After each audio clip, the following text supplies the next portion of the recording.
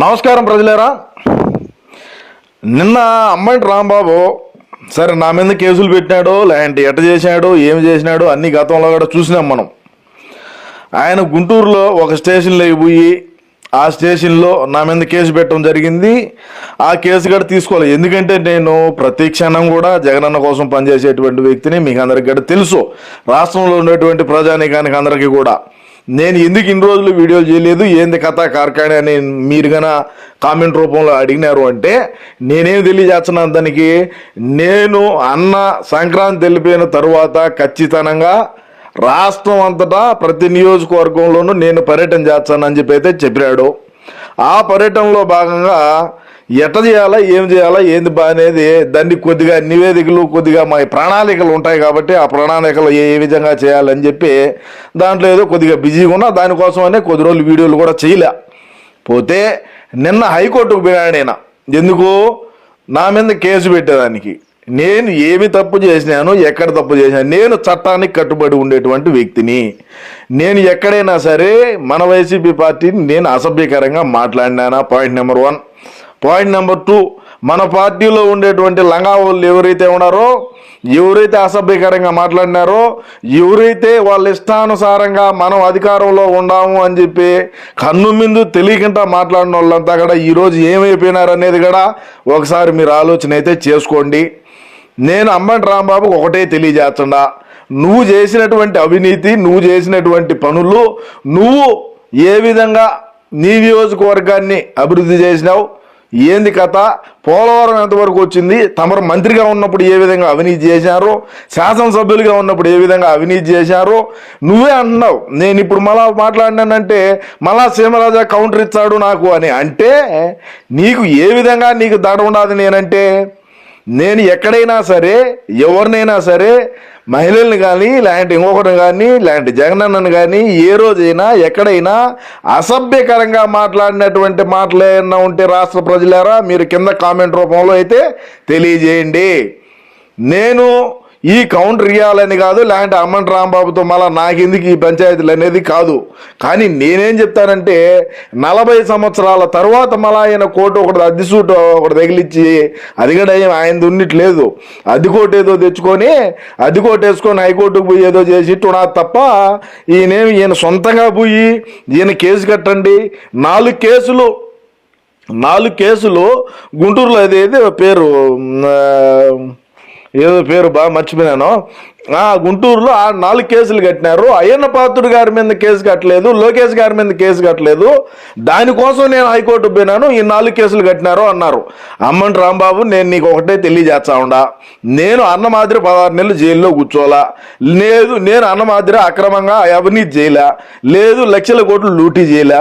నీ మాదిరి ప్రభుత్వ ధనాన్ని ఏ విధంగా దుర్వినియోగం చేసినామో అనేది రాష్ట్రంలో ఉన్నటువంటి ప్రజానికానికి తెలుసు కాబట్టి సత్తినపల్లిలో మనల్ని ఒక మూల కూర్చొని.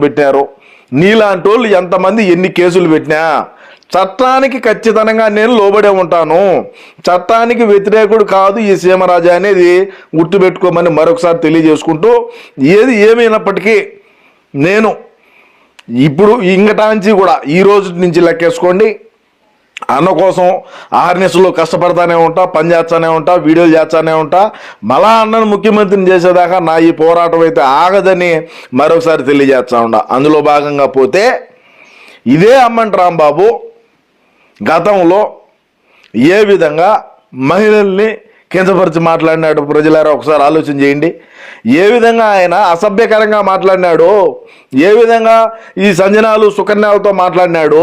మరి వీటి మీద కేసులు కట్టొద్దా? మరి ఇప్పుడు నా మీద కేసు పెట్టినాడు, నేను కేసు పెట్టాలన్నా వద్దా? అమ్మంటి రాంబాబు మీద నా మీద అసభ్యకరంగా ఏం మాట్లాడలేదా? వాడు ఈడు అనలేదా?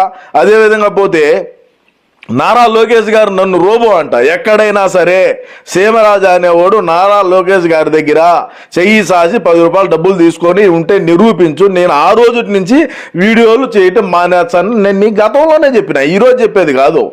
నేను గతం నుంచి చెప్తానే ఉండా, ఒరే స్వామినైనా నేనేమన్నా అవినీతి చేసో, నేనేమన్నా అక్రమాలు చేసో, లేదు ఎర్రచందనం దోలో, లేదంటే ఇసుక దోలో, లేదంటే గంజాయి దోలో, లేదంటే డ్రగ్స్ దోలో, లేదంటే రేషన్ బియ్యాన్ని మనం అమ్ముకోనో, లేదంటే రకరకాలైనటువంటి ఏమన్నా కబ్జాలు చేసో, ఏమన్నా రెవెన్యూకి సంబంధించి ఏమన్నా కబ్జా చేసో, ఏదైనా సరే ఉంటే నేను ఎక్కడైనా అవినీతి చేసి ఉంటే నిరూపించండి అని నేను గతంలో వచ్చి ఎన్నిసార్లు చెప్తా ఉన్నాను, ఎన్నిసార్లు చెప్పిన. ఏమైంది? యాడ్ నిరూపించారు? మనం ఏడైనా చేర్చే కదా, మనం ఎక్కడైనా అవినీతి చేర్చే కదా, అక్రమాలు చేర్చే కదా. నేను అక్రమాలు చేసినారు, అవినీతి చేసినారు, రాష్ట్రాన్ని దివాలా తీసినారు, 3 రాజధానులు అన్నాము కట్ల, సంపూర్ణ మద్యపాన నిషేధం అన్నాము కట్ల, మహిళలకి మనం మంచి చేస్తామన్నాము, మన ప్రభుత్వంలో చేయలా, తల్లిని చెల్లిని రోడ్ల బడిగా తిప్పినాము, పోలవరం పూర్తి చేస్తామన్నాము, రకరకాలైనటువంటి హామీలు ఇచ్చినాము. దులాన్ పథకం అన్నావు, ఎట్టబోయిందో తెలీదు. ఇస్లామిక్ బ్యాంకీలు అన్నావు, ఎట్టబోయినాయో తెలీదు. రైతులకు రుణమాఫీ అన్నాం, ఎట్టబోయినాయో తెలీదు. రైతులకు గిట్టుబాటు ధర అన్నాం, ఎట్టబోయినాయో తెలీదు. రైతులు పంట చేసుకునే ముందే మనం వాళ్ళకు కొద్దిగా ఆర్థికంగా డబ్బు కూడా సాయం చేస్తామని చెప్పి మన మేనిఫెస్టోలో చెప్పినాము. మనం ఇవన్నీ చెప్పినాము, మనం ఇవన్నీ చేయలేదు. అందులో భాగంగా మళ్ళా ఏ విధంగా రాష్ట్రంలో ఉండేటువంటి అందరూ కూడా ఏ విధంగా ఇది చేస్తారన్నా అని చెప్పి నేను గతంలో నుంచి అన్నకి చెప్తానే వచ్చండ. నా మాట ఎవడున్నాడు? ఎవడు ఇలా వెనకనే కదా ఈరోజు 11 వచ్చినాయి. ఈరోజు నేను మంచి చెప్తా ఉంటే, అన్న కోసం పనిచేస్తా ఉంటే నా మీద కేసులు పెట్టాలని వీళ్ళు పెద్ద కథలు పడతా ఉన్నారు. నేను కేసులకు భయపడేవాడిని కాదు, కానీ చట్టానికి లోబడి ఉండేటువంటి వాడిని.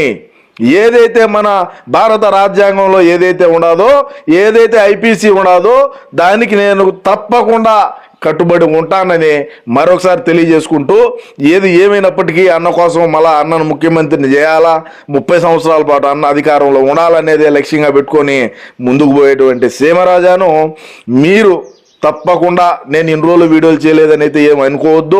ఇక నుంచి నేను డైలీ కూడా వీడియోలు అయితే చేస్తానని మరొకసారి తెలియజేసుకుంటూ, మీ అమూల్యమైనటువంటి అభిప్రాయాన్ని కూడా తప్పకుండా అయితే కామెంట్ రూపంలో తెలియజేయండి. నమస్కారం.